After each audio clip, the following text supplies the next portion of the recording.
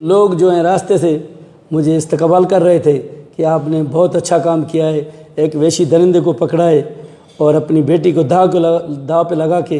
तो मेरी यही कहा कि भाई हम सिंध के लोग हैं, मेहमान नवाज हैं, वो 10 दिन हमारे घर में रही है, रोएगी, हमारे सारा ख़ानदान मर जाए तो मैं इसको नहीं छोड़ूंगा। 31 तारीख को ये तबस्सुम बेगम आई थी मेरे थाने पे, तो वहाँ मेरा बड़ा मुंशी हेड मोरर बैठा था। उसने बोला कि भाई खुदा इसकी मदद करो, हमें समझ नहीं आता ये औरत क्या कहती है। तो मैंने उसे इन्वेस्टिगेशन की पूछा कि बाबा क्या बात है। उसने बोला भाई मुझे एक बंदा लेके आया है, मेरे साथ ज़्यादती भी की है और मेरी बच्ची भी छीनी है इन लोगों ने। मैंने बोला भाई इसके पास तुम्हारा कोई सबूत, कोई अता पता, कोई नंबर शंबर? बोले कुछ भी नहीं है, ये एक ही नंबर उसने लिख के दिया है, यही है, वो भी बंद जा रहा है। तो मैंने इसको बोला कि ठीक है आप 2 बजे थाने पे आ जाना दोबारा। उसने बोला मैं यहाँ मस्जिद में ठहरती हूँ। तो ये औरत चली गई, मैं भी चला गया, मैं शहर में चला गया। घंटे डेढ़ के बाद इस औरत ने दोबारा मुझे कॉल की कि भाई मुझे मस्जिद में भी सोने नहीं देते, मैं कहाँ जाऊँ, यहाँ मेरा घर भी नहीं है, तो मैं क्या कर सकती हूँ। मैंने बोला आप इधर थाने पे आ जाएं, मैं आता हूँ उधर। जैसे वो औरत आई मेरे से पहले, तो हेड मोरर ने इसको बोला तुम उसी के घर चले जाओ, वही तुम्हारी मदद कर सकता है। एक सिपाही उसको साथ देकर उसने मेरे घर में भेज दिया औरत को। जब औरत मेरे घर में आई तो वो उधर रो रही थी। तो दोबारा मुझे बच्चों ने कॉल की कि भाई ये औरत आई है, एक रो रही है, इसके साथ बहुत जुल्म हुआ है। उसने पूरी हमें कहानी बता दी है, सुबह भी रोती थी, शाम को भी रोती थी।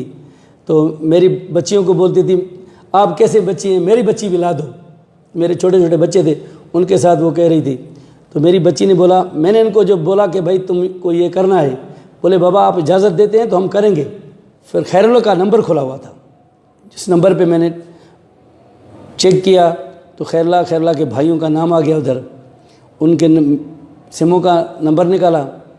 फिर खैरुल्लाह के भाई से मैंने बात की कि भाई मैं एरिया मैनेजर हूँ, कि फलां प्रोग्राम के आपके 50,000 हमारे पास आए हैं इस नंबर पे, ये शनाख्ती कार्ड नंबर है, ये मोबाइल नंबर है, आप हमारे से ले लें। तो उसने बोला मैं सर बाहर हूँ, 1-2 दिन में आ जाऊँगा। मैंने 2 दिन उसकी वेट की। तो 2 दिन के बाद फिर मैंने उससे बात की। बोलता है ऐसे ही 25,000 तुम रखो, 25,000 हमारे को दे। मैंने बोला ऐसे नहीं होगा, आपकी थंब चाहिए, मुझे शनाख्ती कार्ड चाहिए। रखता तो मैं 50,000 रखता ना, तेरे को क्यों बोलता कि तुम ले जाओ। तो आप आ जाएं, आपकी सख्त ज़रूरत है हमें, जब भी आ जाएं, लेकिन जल्दी आ जाएं। मैंने बोला ये आ जाएगा तो मैं उस मंजिल तक पहुंच जाऊंगा, लेकिन वो नहीं आया। इस दौरान अपना खैरुल्लाह का नंबर खुला हुआ था। जैसे खैरुल्लाह का नंबर खुला तो मैंने उस औरत को बोला कि भाई इससे बात करो।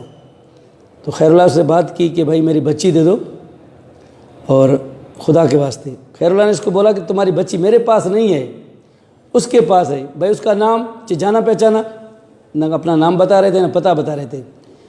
तो उसने बोला कि उसका नंबर तो बंद जा रहा है। औरत ने बोला, इसने बोला भाई नंबर मैं तेरे को देता हूँ, उसका नंबर ये खुला है। उसने मेरे को भी गाली दी है। थे तो एक ही मतलब इकट्ठे थे।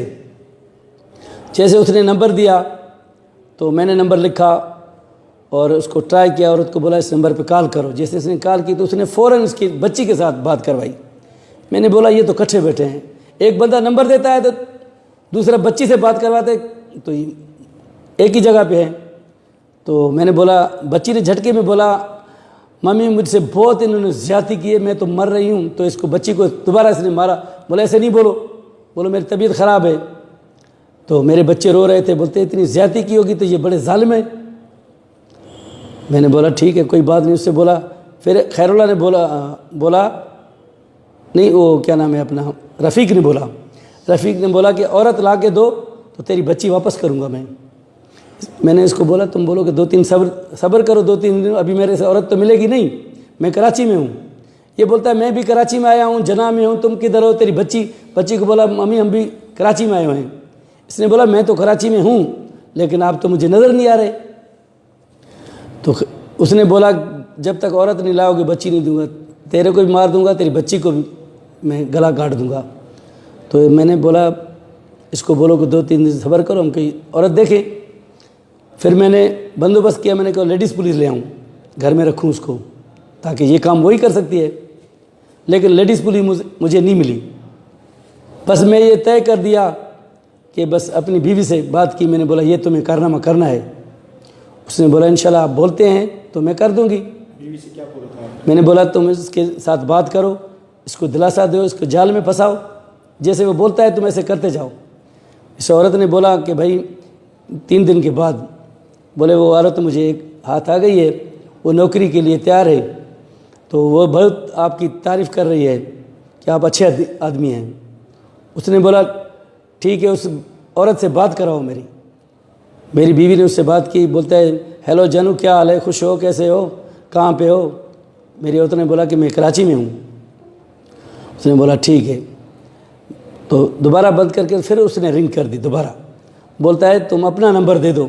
मेरी बीवी ने बोला भाई नंबर तो मेरे पास नहीं, मैं तो गरीब हूँ, मोबाइल होती तो तेरे पास नौकरी तो नहीं करती ना, मैं तो नौकरी के लिए तड़प रही हूँ। बोला तुम्हारी उम्र कितनी है? बोले उम्र मेरी 22 साल है। फिर दूसरे दिन मैंने इसको अपनी बच्ची से बात करवाई। जब मैंने बच्ची से बात करवाई तो ये फ़ौरन बोला कब आ रहे हो? मेरी बच्ची ने बोला हम कहाँ हैं, मुझे तो पता ही नहीं है ना, आप बताएं, हम तो कराची में रहते हैं, ना आपका नाम का पता है ना एड्रेस का पता है, कहाँ पे आएँ, कैसे आएँ?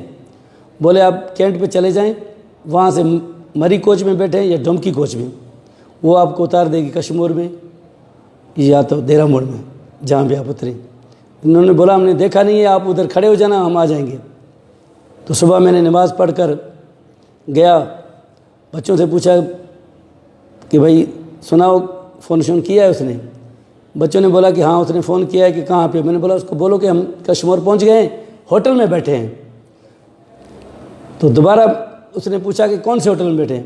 तो मैंने बोला उसको बोलो कि मरी कोच के साथ ही होटल है, हम उधर ही बैठे हैं। हम उधर बच्ची को बोला जल्दी आ जाओ। उस औरत के साथ मेरी बच्ची आ गई। जैसे बच्ची आई वो बैठे थे उधर, तो ये होटल में नहीं आया। मैंने समझा इसने मेरे को देख लिया है या कोई ऐसा चाल माल कर दिया है। फिर ये बोलता है कि सिटी पार्क में आ जाओ। फिर मैं होटल से हट गया, बहरे को बोला कि भाई मेरे बच्चों को रक्षा करके दो, ये किराया दे दो उनको बोलो कि सिटी पार्क में उनको छोड़ कर आओ। फिर मैंने बंदोबस्त किया। 2 हमारे साथी थे जिन्होंने मेरे साथ नमाज़ पढ़ी थी। एक ए साहब शौकत मलिक था, एक कमरदीन संजरानी था, और 2 और भी दोस्त आ गए बाद में, मेरा बेटा भी था।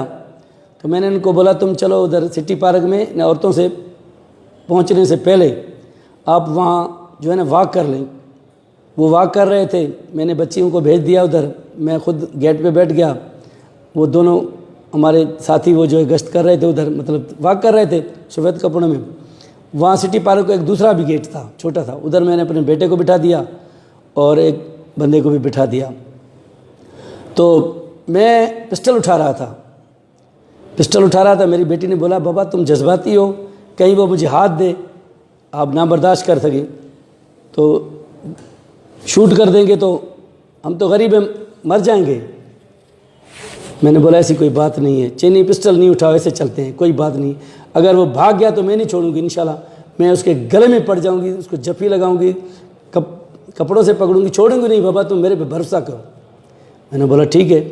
तो ये बैठ गया, ये आ गया, दोनों आके चक्कर लगा के देख गए कि पुलिस तो नहीं है। फिर खैरुल्लाह जो था वो किसी होटल में बैठ गया, हमने उसको नहीं देखा। इसको उतार दिया, ये पैदल आ रहा था सिटी पार्क की तरफ। इसने फ़ोन किया उस औरत को, तो उसको बोला कि उस लड़की को दो फ़ोन। मेरी बेटी को उसने बोला कि तुम बाहर आ जाओ। मेरी बेटी ने बोला कि भाई हम बाहर आ जाएं, कैसे आ जाएं, हम तो तुमको जान पहचानते भी नहीं हैं, तो आप सिटी पार्क में अंदर आ जाए, हम बैठे हैं, अकेले ही बैठे हैं और तो कोई नहीं है, आप आएंगे हमसे मिलेंगे तो हम आपके साथ चलेंगे ना।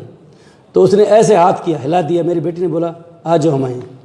तो जैसे उसने ऐसे हाथ किया तो मैं फ़ौरन गेट पे पहुंच गया। तो ये गया उधर मेरी बेटी के पास, उसको बोलता है तुम नौकरी करोगी? तो मेरी बेटी ने बोला हाँ मैं नौकरी करूँगी। तो इसने बोला अपना निकाब तो हटाओ ना। जैसे उसने निकाब मेरी बेटी ने हटाया तो वो देख रहा था, तो उससे औरत से पूछा कि तुम ये सिंधी लाया हो? ये तो सिंधी है लड़की। उसने बोला मैं सिंधी नहीं हूँ, मैं उर्दू स्पीकिंग हूँ, मुझे क्या पता। बोले सिंधी में बोलो। बोले मुझे सिंधी नहीं आती है।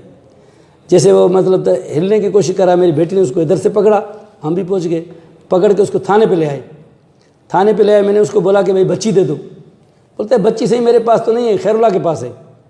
मैंने तुम्हारी रिकॉर्डिंग है, मैंने तुमसे रात बात की है। तो जो एएसआई मलिक था उसने बोला तुम 1 मिनट इसको छोड़ो, मैं इससे बात करता हूँ। मलिक उसने बात की, उसने बोला कि भाई तुम लड़की दे दो, इसकी तेरे से जान मैं छुड़वाता हूँ, अभी इधर ही तुमको छोड़ देते, तुम चला जा, हम जाने खैरला जाने। तो इसी में फिसल गया, बोलते हुए लड़की मेरे घर में है। पुलिस वाले सारे उसको जान पहचानते थे, मेरे थाने वाले, वो उनके गांव में बैठा था। जब शनाख्त हो गई तो मोहम्मद रफ़ीक की, तो मैं उसको लॉकअप करके अपने SHO को बताया कि सही चलें उधर। उसने बोला चलो। हम गए उधर, उसके घर में गए तो कुछ भी नहीं था, खाली था बिल्कुल घर। इस औरत ने बोला कि इस कमरे में इसने मेरे साथ ज़्यादती की है, इस कमरे में मेरे को, इसमें कमरे में मेरी बच्ची को इसने बंद किया था। तो हमने कमरे सारे चेक किए, वहाँ कुछ भी नहीं मिला। एक गंदा सा कपड़ा पड़ा होता था, गिंदी पड़ी थी जिसमें वो बच्ची लपेटी हुई थी। तो वो बच्ची खौफ की वजह से हिली ना, तो हमने देखा कि यार इसमें क्या है। जब हमने उसको देखा तो उसमें बच्ची थी। उसने बोला यही मेरी बेटी है।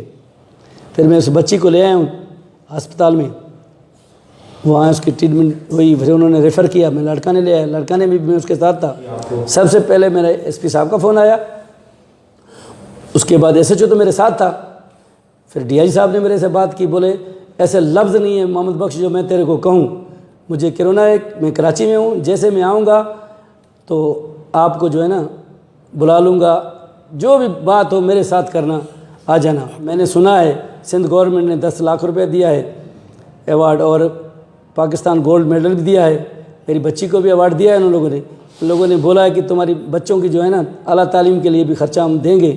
मैं यही कहता हूँ कि सिंध पुलिस अच्छी है, लोग हमें गलत निगाहों से देखते हैं, हम बहुत अच्छे हैं, आप अच्छी निगाहों से देखें ना, हम तो आवाम के नौकर हैं, हम तो आपकी खिदमत करते हैं।